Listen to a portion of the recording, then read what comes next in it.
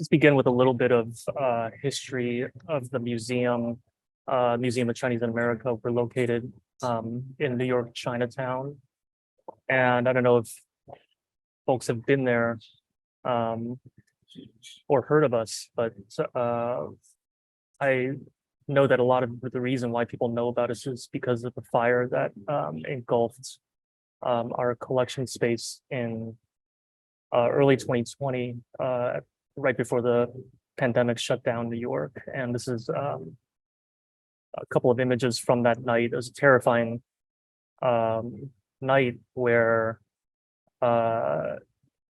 this fire burst out into an old school building that since the 1980s had been the home of these really important local social service and cultural organizations like us that were serving the Chinatown community.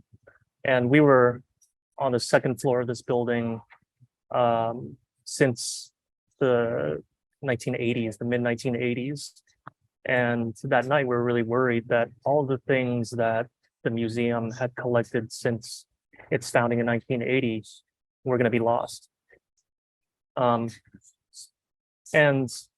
what were those things that were part of this massive fire? Here you see some of our staff doing recovery work in the weeks after the fire.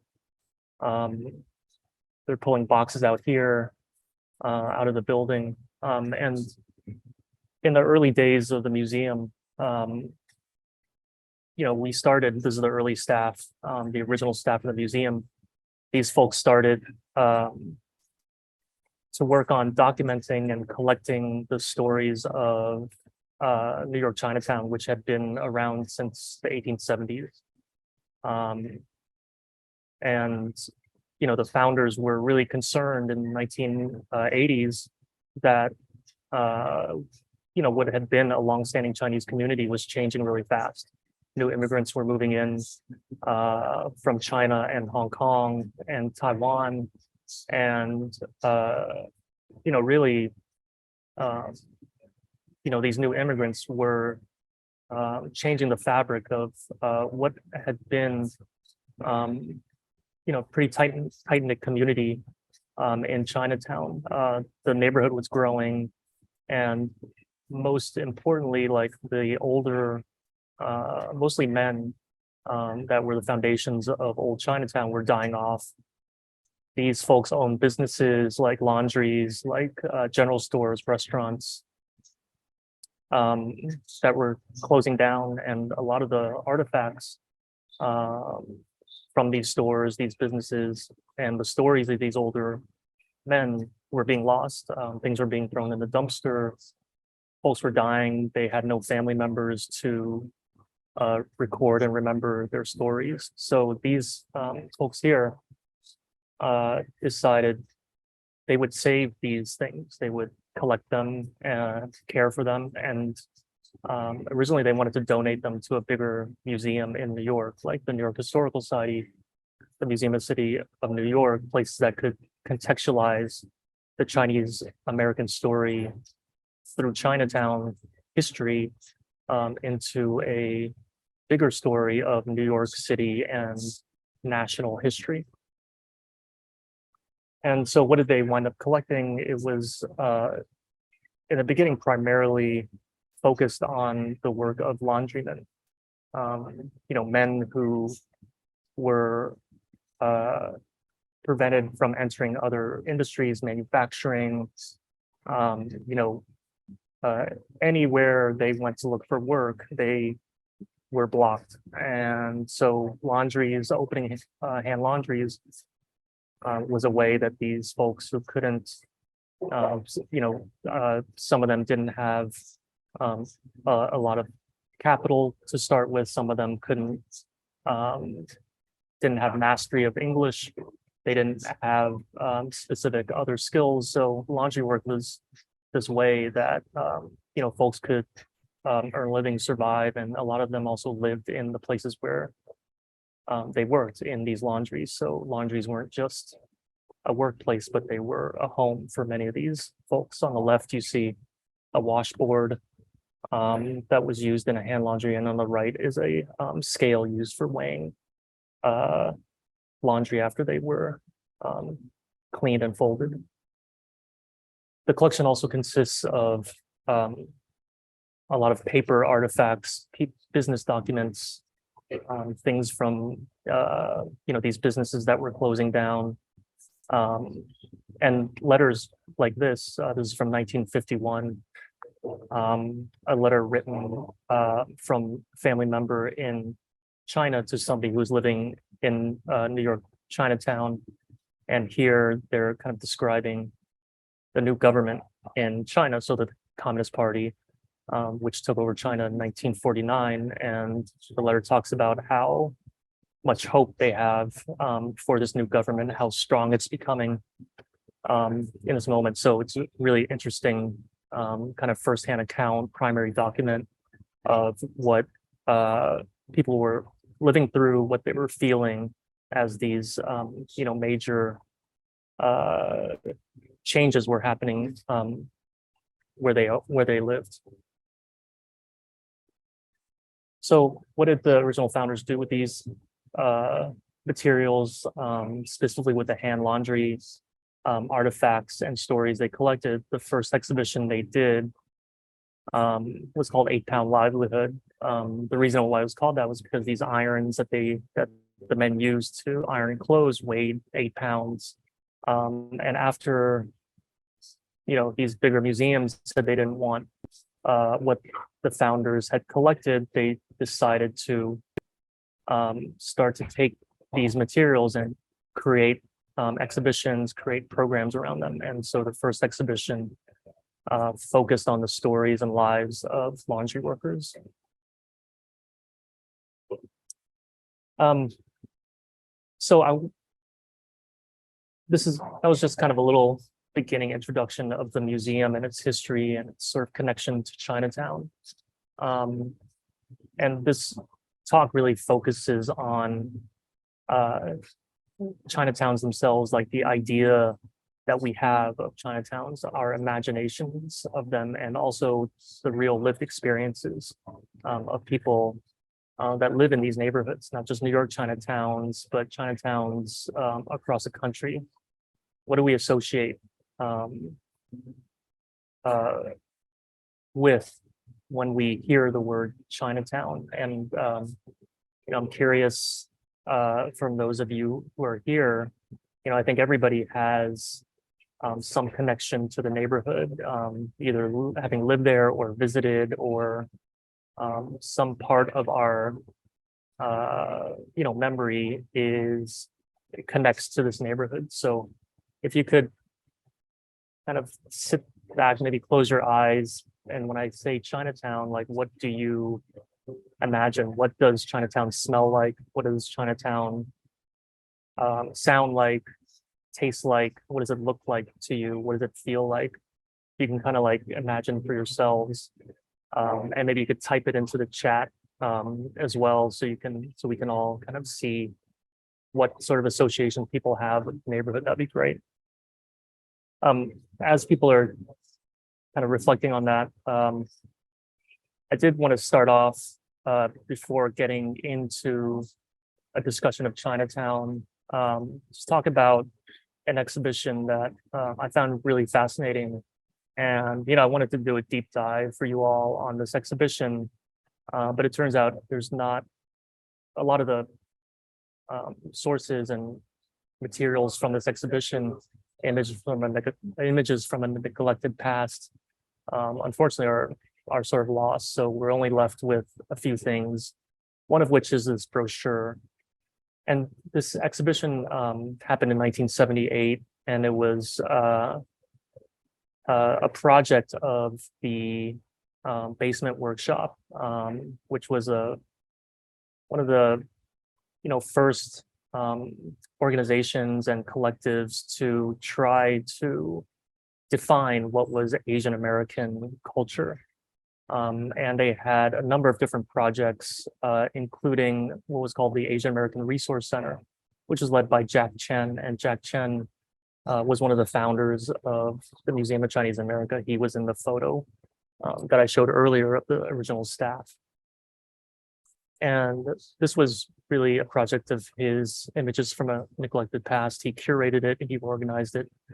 And what you're seeing here is the brochure, and they reproduced a mural that they commissioned for this exhibition, which was held in a library in Chinatown. And this is the shot of the exhibition here. And I'm just kind of fascinated at this early effort to create an exhibition that, documented the story of Chinese in America. And here, this mural really goes through kind of like this epic Chinese American experience journey, from when the first arrivals came for gold on the left to some of the violence that happened in the American West, driving out campaigns of rural Chinese, to the kind of Cold War period, World War II as well, when Chinese enlisted in large numbers to fight off Japanese, aggression in China, and then all the way up on the right to efforts to organize each other in our communities and Chinatowns during like the civil rights era, during the Vietnam War era. And this really is a beautiful mural that kind of captures a lot of Chinese American experience and history. And this also no longer exists. None of this does. It's all, has been lost to history. But I'll just go through a few of the images that were part of the exhibition. This is Jack Chen on the right. On the left, he's showing a couple of patrons, the exhibition. I'm really interested in the sort of structure that they created for the exhibition, this kind of maze-like series of walls made by what looks like sort of interconnected hollow doors. So really kind of inventive way to create exhibition space here. Here you see people studying the mural itself. Really sad that this doesn't exist anymore. But what the exhibition tried to do was to look at and explore some of the images that have been associated with Chinese in America from the earliest days, from the days when Chinese weren't even in America, but when there was this fascination with what Chineseness was, and we'll talk about that later. This fascination would turn into depictions of Chinese as dangerous, disease carrying, filthy hordes of people who were coming to America in massive waves to take over the country. And this kind of imagery happened when more and more Chinese came to, especially American West, for gold and then for railroad work after. And these images were part of the exhibition as well. And this is where I want to really start talking about Chinatowns. These were camps as part of the building of the Transcontinental Railroad. On the left, you see, tents set up here. And in these images, shots of Chinese communities on the right, kind of in the mountains of the Sierra Nevada, and on the left as well, another Chinese community in a rural town. And it's important to remember that in the early days, I think, of the Chinese American experience, most Chinese people in America lived in rural areas. We often think, when we think of Chinatowns or Chinese communities, I think a lot of associations have to do with the urban landscape, with uh, urban enclaves of people living in, tight quarters and these dense blocks of, uh, buildings and small apartments and people filling the streets. But in the early days, it was really rural, small communities that made up the Chinese American experience. This is a sort of good example of that. Riverside, California had a significant Chinese community that was, really the people who lived there worked on farms nearby. And how I organized this discussion on Chinatowns is really to think about Chinatown in three different ways. Chinatown as an imagined space, Chinatown as a lived experience, and Chinatown as a concept that can be reproduced, as a model that can be reproduced. And so I want to start with this idea of how do we imagine Chinatowns? And I'm going to go to the chat now and see what people have to say about their associations with Chinatown. So yeah, delicious sesame smells, fish. Yeah, that's definitely fish. I can definitely concur with that. Jacob says, I always think of the arches as you enter Chinatowns and how this creates a sense of place. Yeah, definitely very intentional. We'll get to that later, but intentional ways. Architecturally, people try to define the borders of Chinatown or entryways. And let me see, Boston Chinatown, yeah, busy streets with shoppers, many food stores and restaurants, tall arches. Yeah, people playing chess in the park, families everywhere. Definitely that's true in Boston Chinatown. It's true in New York Chinatown, San Francisco Chinatown. These bigger urban Chinatowns definitely have a lot in common in terms of density, in terms of like activity on the streets, in terms of, public spaces like parks being filled with people, playing games. Parks in these communities wind up being like the neighborhoods, almost like living room.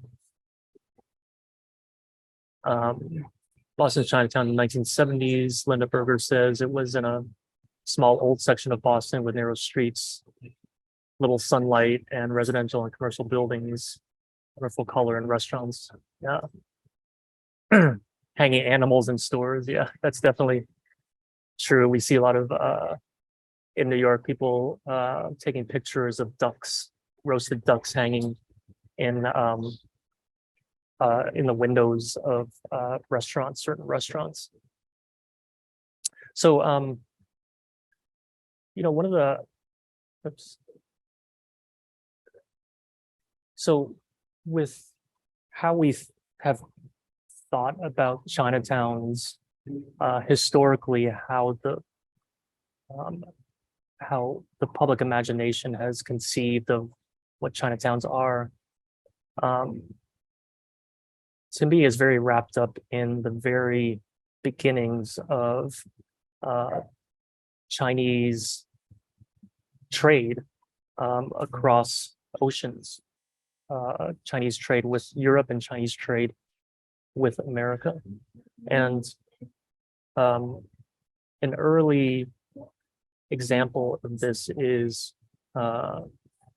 through this story of Ah Feng Moi, who was known as a Chinese lady.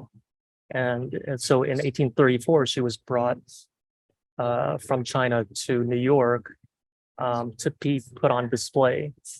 And so the question you ask is, why would you put another human being on display?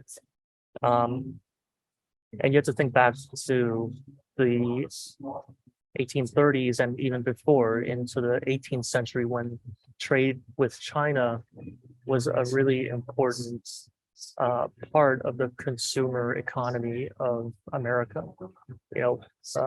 Back in those days, people had a real fascination and desire for things Chinese, like silk and porcelain, tea. These were things that if you had them in your home, if you knew about them, they marked your social status. Um, and they were coveted. And a lot of early American wealth was created through Chinese trade. Um, and therefore, a lot of the first images, our first ideas of what is Chinese had a lot to do with how these products were being advertised to consumers. For example, in this ad for the Chinese lady, Ah Fang Loi is seen sitting on kind of traditional wooden carved furniture below, and this is an ad for her being put on display. And so she was brought here to America by these two merchants who had Chinese things to sell. And they thought like a great way to drum up interest for what they had to sell was to bring over an actual Chinese person, a Chinese lady, to America and display her just like they were displaying the furniture, like they were displaying porcelain and ceramics, and as if she was a three-dimensional part of a three-dimensional painting. And of course, this image that they created, this vignette that they created of her, was a complete exaggeration. Very likely, there were no homes in China that looked like this, and yet this was the way that a lot of Americans saw and understood what Chineseness was.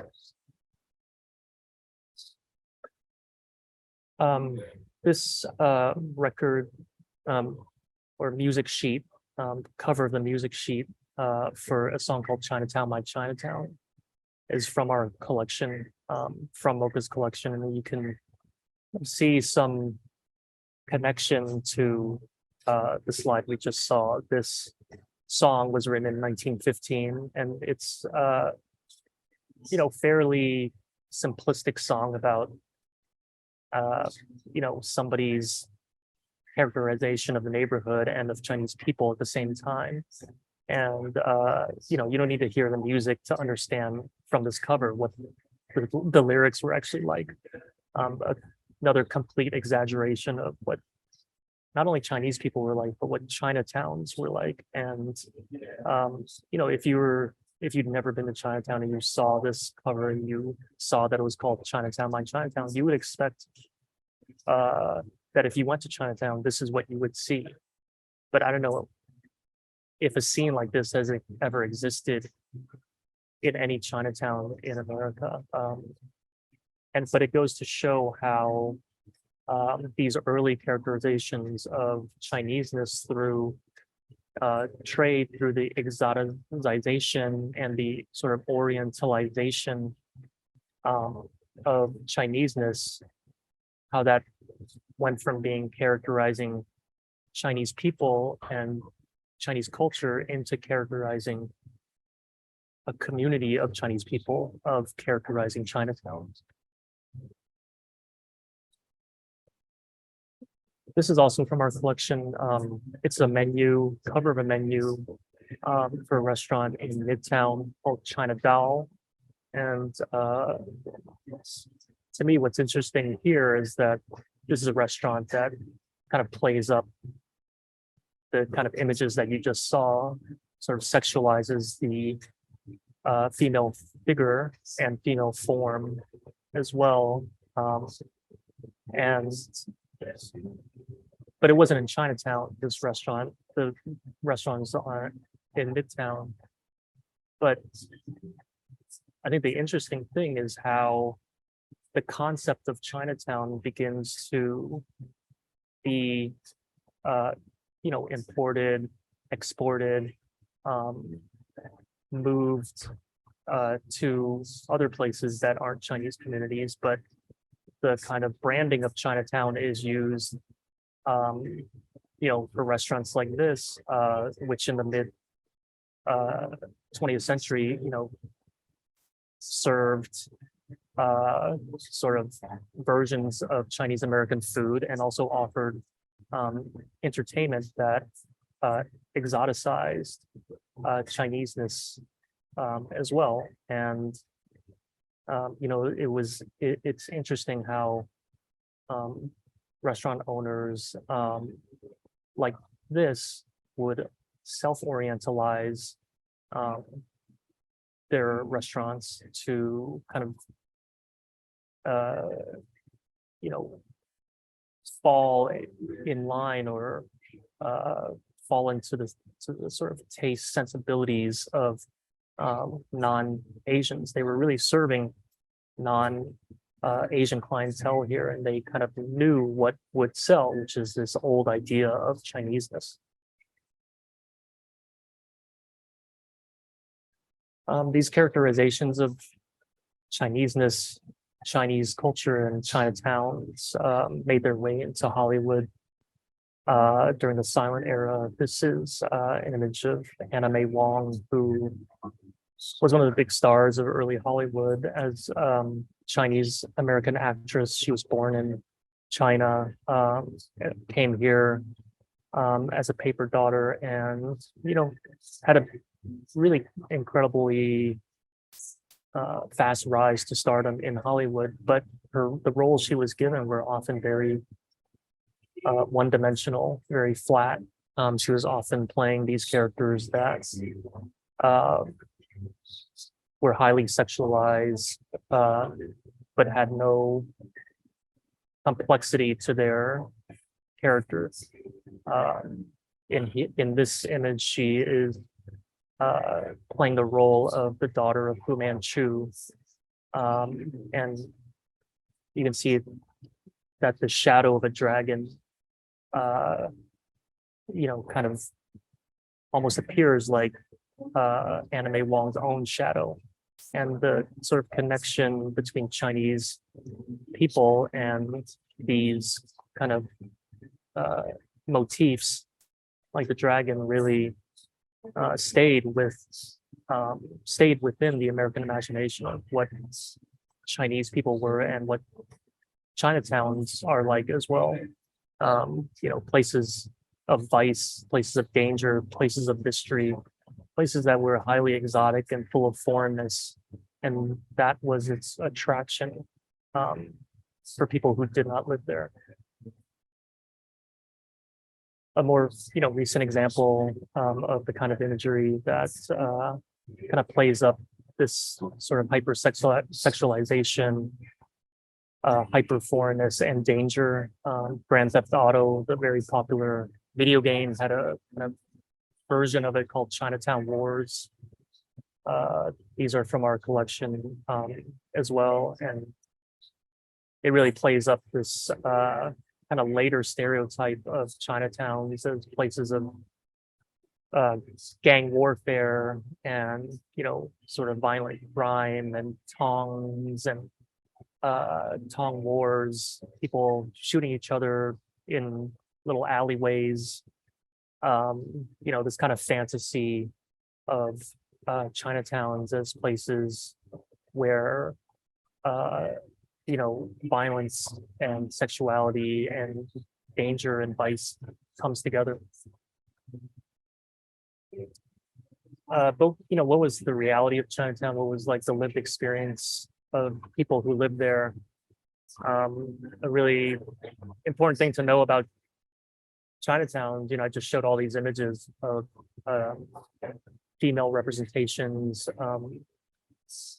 Chinese women, Asian women representations, but that was not the reality of Chinatowns. There were very few women in Chinatowns from the very beginning. In the 1880s in San Francisco's Chinatown, the ratio was 20 men for every one woman.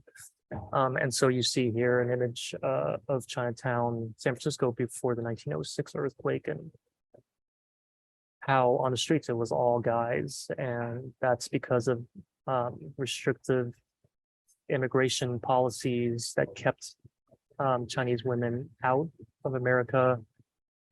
they were seen as prostitutes. They were seen as unfree labor.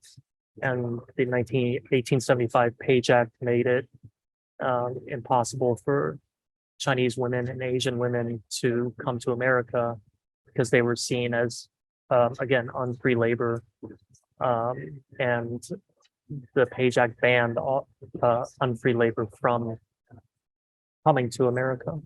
And so you had Chinese communities form, which were made mostly of men. And so what was the lived experience of these neighborhoods, who were mostly men? There were families. These are other Arnold Genta images from our collection. Mostly merchants had families, not the laborers, people who, had the right kinds of businesses, who had a certain social standing, who owned certain kinds of businesses. They were allowed to bring families over. They were allowed to have their wives here. Just showing this image again of the early staff. And what I wanted to note here was the makeup of the staff. The two women in the middle were oral historians, and then the two men on the right, flanking on right and left were photographers that were hired to document the oral history interviews, as well as go out into the streets and take pictures of what Chinatown looked like. And they went out there every day to get to know people's stories, to get to know people, build trust, and then document people's homes, people's businesses, and show what life was really like in Chinatowns beyond the stereotypes.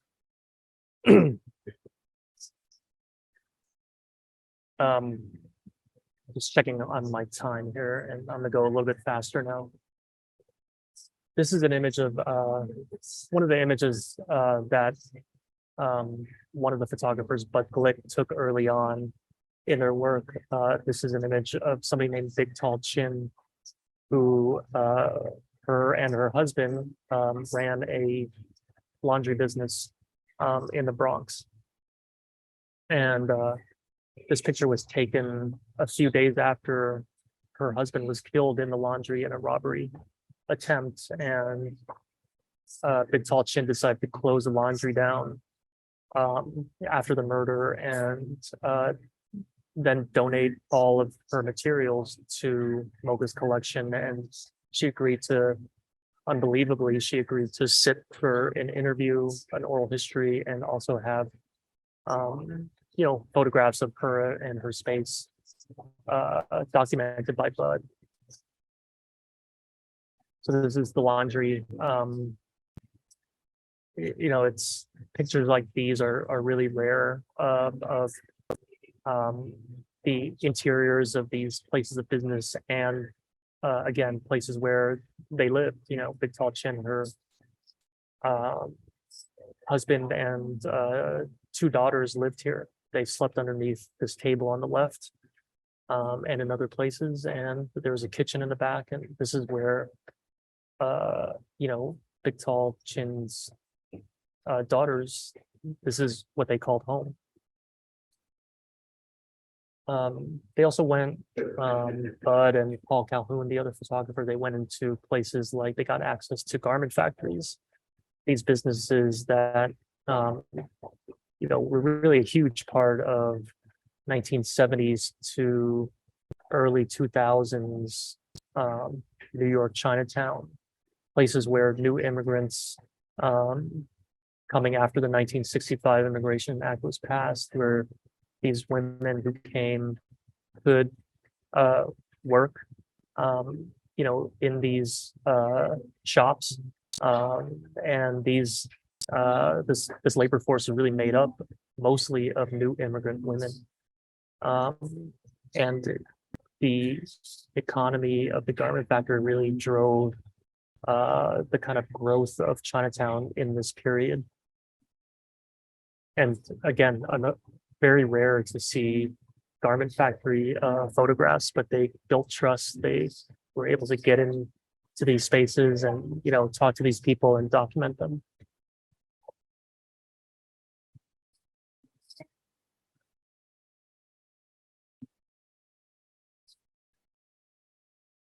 And these representations of these people in their lives, was really a celebration. It was a way to subvert, images that we saw earlier on from images of a neglected past. That exhibition, which showed all of the racist characterizations of what Chinese people were, these dangerous foreigners, these people who were coming to, steal jobs, who didn't understand Western ideas of liberty or democracy. I felt like the images that Bud and Paul were asked to take were really both celebrations of life in New York Chinatown, as well as a way to counter all of these depictions of Chineseness that we've seen before. And I feel like in addition to collecting materials and history and stories, a major part of the work of the museum was to create new images of what Chineseness and Chinatowns really are in a lived experience. Here you see a neighborhood elder, a really sweet moment where he's kind of rocking his grandson to sleep while reading a newspaper. And we recently got in touch back with the grandson here. Is about 40 years old now, and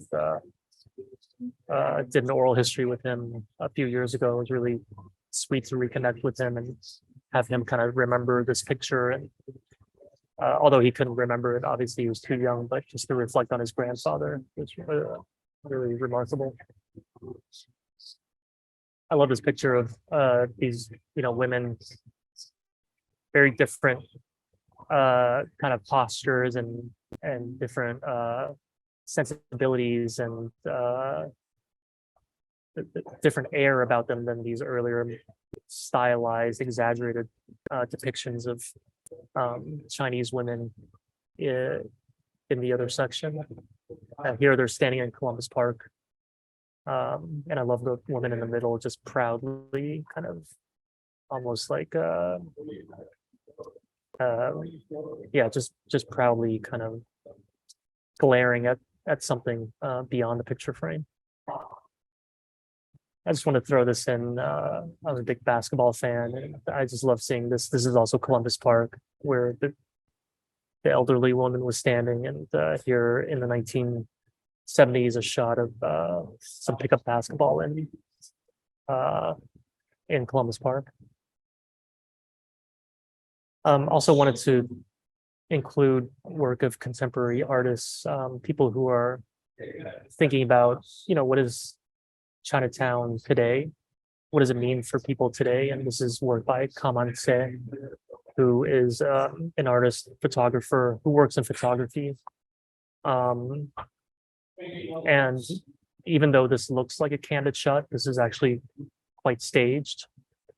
This is in another park in Chinatown, and I'm really interested in how the figure standing on the left side of the frame, just how lost he looks among all these people around him who sort of are in these little cliques, these little friendship groups or family groups, and him looking lost as somebody who is in this neighborhood full of community, but not being able to find it himself. And to me, that's a really, there's something true in this depiction about Chinatown, at least for me personally, how you see so much activity, you see so much kind of like livelihood and life in the neighborhood, but sometimes as an individual, you still don't connect with it, even though you kind of understand or are even from the same culture. This is another image, not candid, but a kind of setup shot by the artist Kaman Se, who kind of, it looks like a very normal kind of group of teens kind of strolling through the neighborhood at night. But you notice on the right, this young woman who's just like releasing this kind of these styrofoam bubbles, styrofoam like popcorn onto the streets. And I don't know, there's something to me like sort of magical and mysterious about what she's doing, like question why she's doing it. Is it littering? Is it beautifying? Is it sort of something magical? You know, I love the kind of unanswered questions of what she's doing here. Also feels very true to the neighborhood. Sometimes you wonder about what you're seeing in the neighborhood, and you wonder, is that, why are they doing that? You know, really feels true to me. This is another image of more recent art that I wanted to show. It's a mural that was part of the City Arts program in New York City, kind of mural program throughout New York, where they try to sort of beautify public space through murals. And this was commissioned on a building in New York Chinatown. And what the artists here tried to do was to show the different kinds of people in their occupations. You know, some people who are working in restaurants, waiters, people who are working like an office job, people who are teachers, and presenting them heroically, and also having this dragon motif, which we saw before in the anime Wong photo. But here the dragon,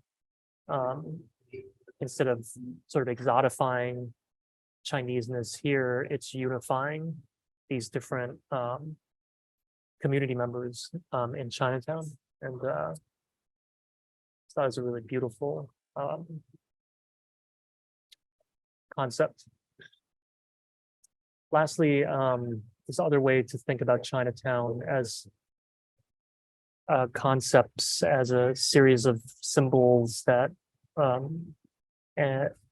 and structures and aesthetics that can be reproduced. And I'll kind of go quickly through this because I know we're limited on time. So just a blanket kind of statement. You know, I started with talking about MOCA's fire in the beginning, and fires have actually been a big part of the formation of Chinatowns, the formation, destruction, and reformation of Chinatowns. Here, this is San Francisco after the 1906 earthquake. Chinatown was leveled, it was destroyed. Here's a look at, you know, down the street of Chinatown. You can just see the level of destruction. And back then, you know, Chinese people couldn't own property. This was part of, you know, how Chinese were treated differently in America. They were not allowed to own property under the exclusion laws. And so when this fire happened, Chinese people who lived in this neighborhood were displaced. And displacement is a big theme of Chinatowns. This is San Jose's Chinatown, which was engulfed in flames in the late 1800s. Chinese then had to relocate and create a new Chinatown, just like they did in San Francisco. This is LA's Chinatown before that Chinese community had to move, because in the 1930s, a major railroad station was going to be built right in the center of old Chinatown. So communities like this got raised, and again, Chinese had to move to another location.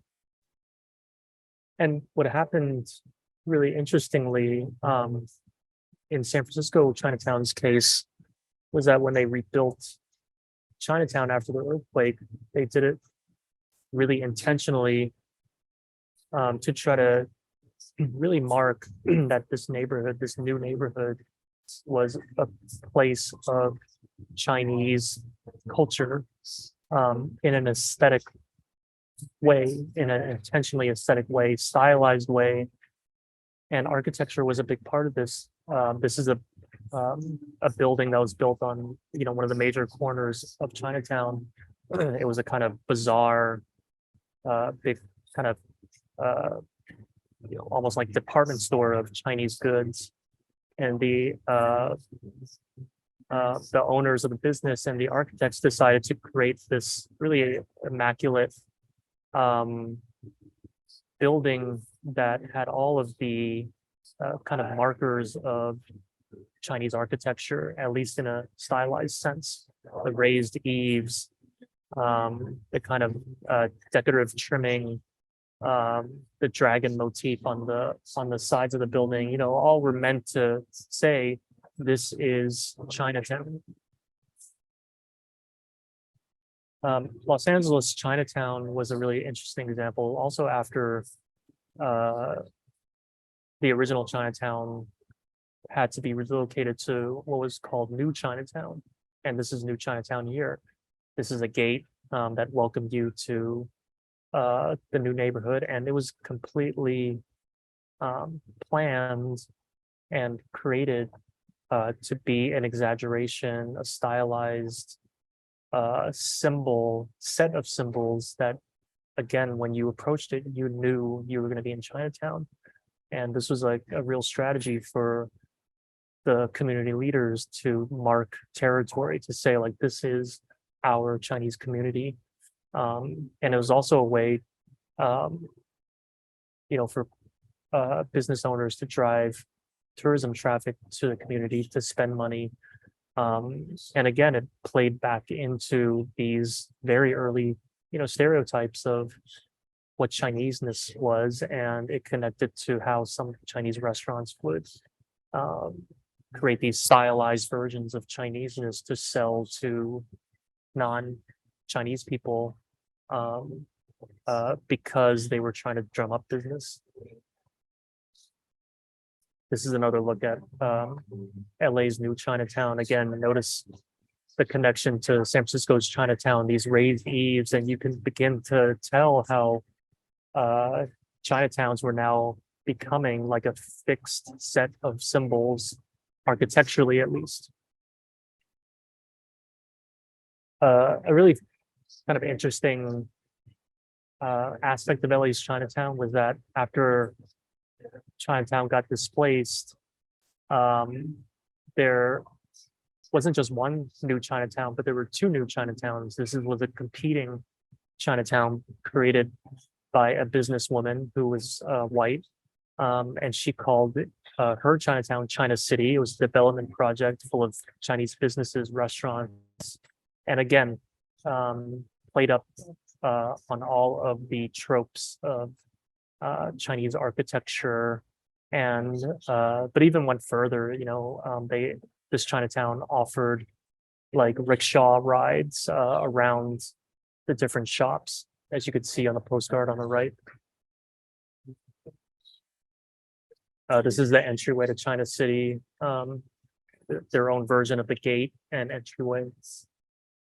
And this is, I'll end on this in terms of Chinatown as a reproducible idea. This was also part of sometimes,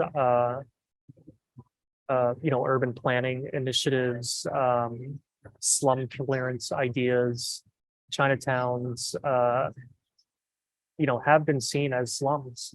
And, even in the 1950s, there were urban renewal projects and ideas conceived for New York Chinatown. This is one of them, and it was a plan that obviously never happened, but what it would have done was to create these, tall high rises that were public housing complexes in the middle of a kind of park area. And then on the perimeter of all of this would be shops, businesses, lining like a major thoroughfare that had all of the same kind of architectural motifs and signifiers as what we saw before in San Francisco Chinatown and LA Chinatown. And they were just basically reproducing what they had already been created in these other Chinese communities in New York, but adding on a kind of grand master plan to create a kind of uh, modernist living situation for the Chinese community within an Orientalist landscape. Sorry, I said I was going to end there, but I'm going to end on Las Vegas Chinatown, which was another really interesting sort of development project started by a businessman, Taiwanese businessman. And he created a series of strip malls linked by parking lots. And it was called one of the sort of structures called Chinatown Mall. And again, you see the kind of rooftop very similar to these older Chinatowns, but again, for a very different context of Las Vegas. And again, the idea that these neighborhoods are a branding, a set of symbols and architectural features that could be reproduced and duplicated elsewhere is, I think, a really interesting way to think about how what's possible for Chinese communities and what has been actually done in practice, as we see here. Okay, so I'm going to stop there. I know I went well over time. I'm sorry we don't have that much time for questions, but I'm happy to take any at this point. No worries at all. Thank you for this incredible presentation and just the wealth of images that you have from the collection. I can't wait to see more. Thank you. So please, everyone here, if you have any questions, feel free to put those in the chat. I am going to reshare the Vermont Humanities, Vermont Reads application link, as I realized I shared it just with the panelists earlier today.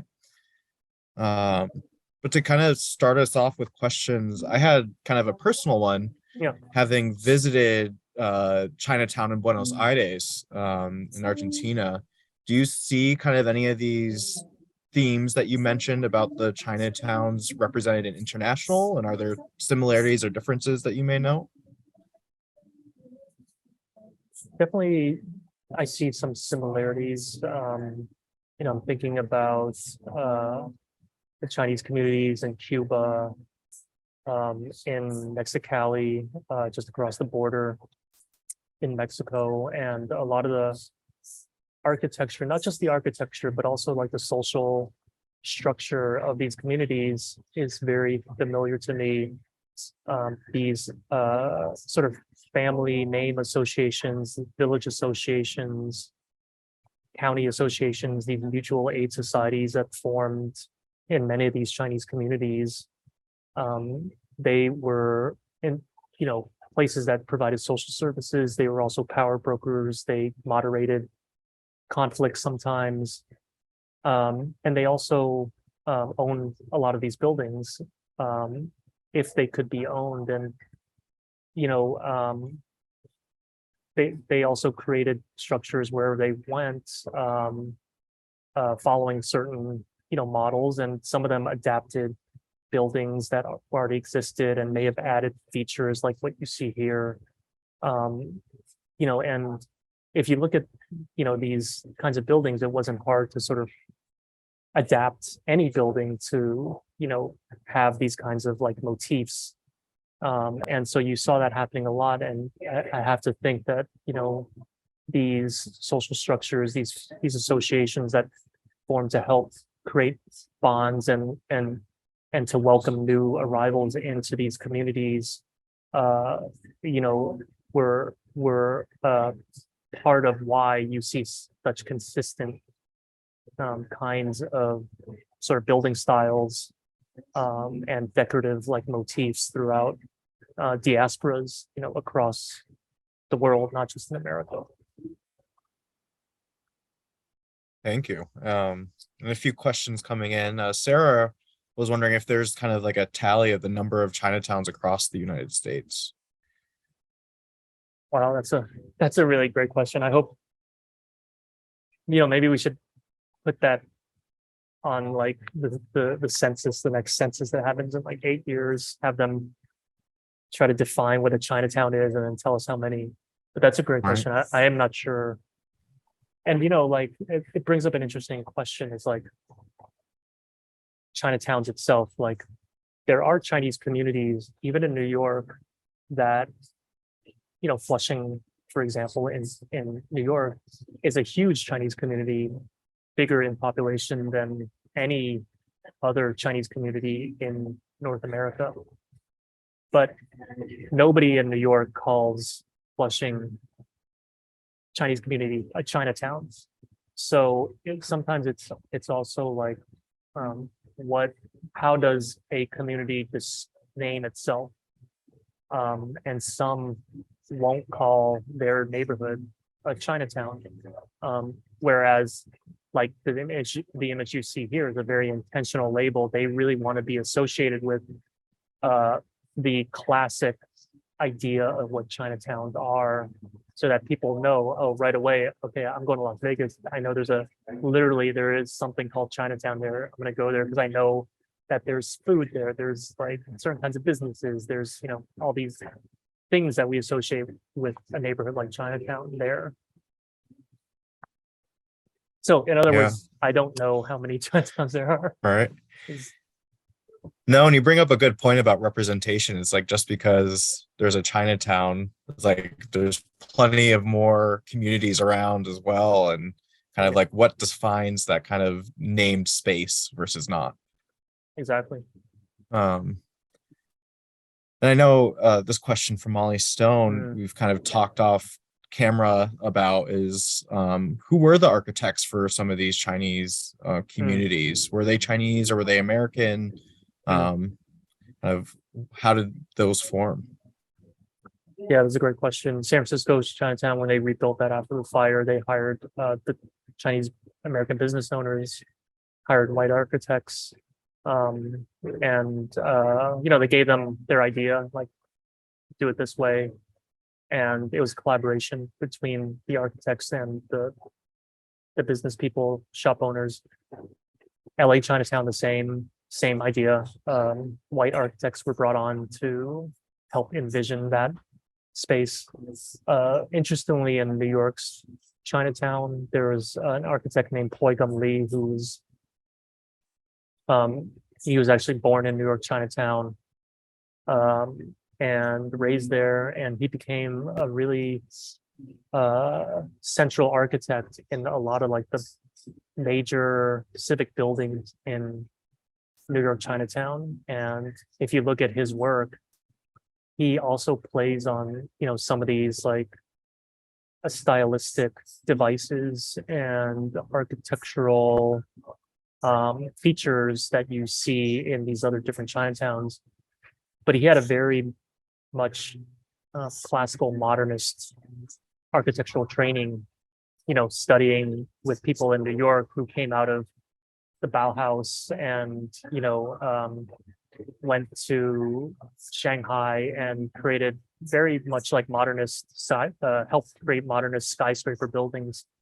But then he returned to New York Chinatown after his work in China, and created this kind of hybrid of modernism and traditional Chineseness as expressed through these architectural motifs. So yeah, the architects, in some cases they were Chinese, in some cases they weren't.